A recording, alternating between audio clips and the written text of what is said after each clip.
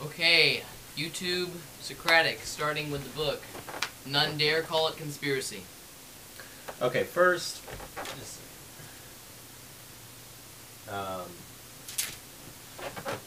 is a little thing for Blaze. He didn't want to be in here because I was reading None Dare Call It Conspiracy. Sorry.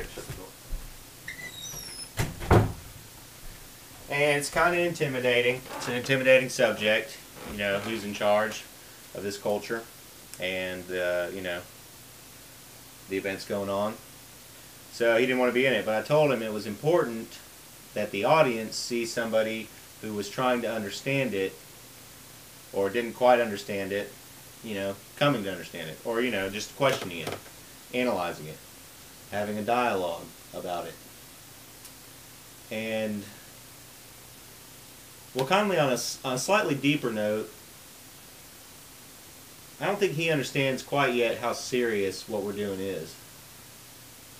Because, I mean, wherever the rabbit hole leads in the conspiracy, I mean, everybody's curious. Everybody wants to know. So the further we get, the more curious the audience is going to become. And let's face it, there's nobody that's more capable than us, with our intellects and our physiques, our healthy genes. There's no one more capable of discovering the answers, or of, you know, at least coming close to finding out what's going on. So really, we're setting ourselves up with an impossible task. We're going to try not to stop pursuing the truth. Right, Blaze? That's our mission. We're going to try as hard as we can to not stop pursuing the truth. We're going to try. Alright, I've wasted so much time on this video. 2 minutes. Okay, I'm going to read for 5 minutes. Blaze, time. Watch the clock or something. Okay, start. Just turn 8:06. Alright. Chapter 1. Don't confuse me with the facts. Okay. Most of us have had the experience, either as parents or youngsters, of trying to discover the hidden picture within another picture in a children's magazine. Usually you are shown a landscape with trees, bushes, flowers, and other bits of nature. The caption reads something like this: "Concealed somewhere in this picture is a donkey pulling a cart with a boy in it. Can you find them?" Try as you might, usually you could not find the hidden picture until you turned to a page further back in the magazine, which would reveal how cleverly the artist had hidden it from us. If we study the landscape, we realize that the whole picture was painted in such a way as to conceal the real picture within. And once we see the real picture, it stands out like a sore thumb. We believe, that is the writers of this book, we believe the picture painters of the mass media are artfully creating landscapes for us which deliberately hide the real picture. In this book, we will show you how to discover the hidden picture in the landscapes presented to us daily through newspapers, radio, and television. Once you can see through the camouflage, you will see the donkey, the cart, and the boy who have been there all along. Millions of Americans are concerned and frustrated over mishappenings in our nation. They feel that something is wrong, drastically wrong, but because of the picture painters, they can't quite put their fingers on it. Maybe you are one of those persons. Something is bugging you, but you aren't sure what. We keep electing new presidents who seemingly promise faithfully to halt the worldwide communist advance, put the blocks to extravagant government spending, douse the fires of inflation, put the economy on an even keel, reverse the trend which is turning the country into a moral sewer, and toss the criminals into the hoosegow where they belong. Yet despite high hopes and glittering campaign promises, these problems continue to worsen no matter who is in office. Each new administration, whether it be Republican or Democrat, continues the same basic policies of the previous administration, which it had so thoroughly denounced during the election campaign. It is considered poor form to mention this, but it is true nonetheless. Is there a plausible reason to explain why this happens? We are not supposed to think so. We are supposed to think that it is all accidental and coincidental, and that therefore there is nothing we can do about it. FDR once said, in politics, nothing happens by accident. If it happens, you can bet it was planned that way. He was in a good position to know. We believe that many of the major world events that are shaping our destinies occur because somebody or some buddies have planned them that way. If we were merely dealing with the law of averages, half the events affecting our nation's well-being should be good for America.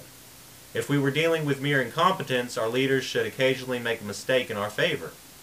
We shall attempt to prove that we are not really dealing with coincidence or stupidity, but with planning and brilliance. This small book deals with that planning and brilliance and how it has shaped the foreign and domestic policies of the last 6 administrations. We hope it will explain matters which have up to now seemed inexplicable, that it will bring into sharp focus images which have been obscured by the landscape painters of the mass media.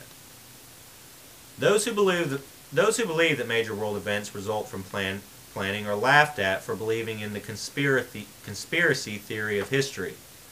Of course, no one in this modern day and age really believes in the conspiracy theory of history, except those who have taken time to study the subject.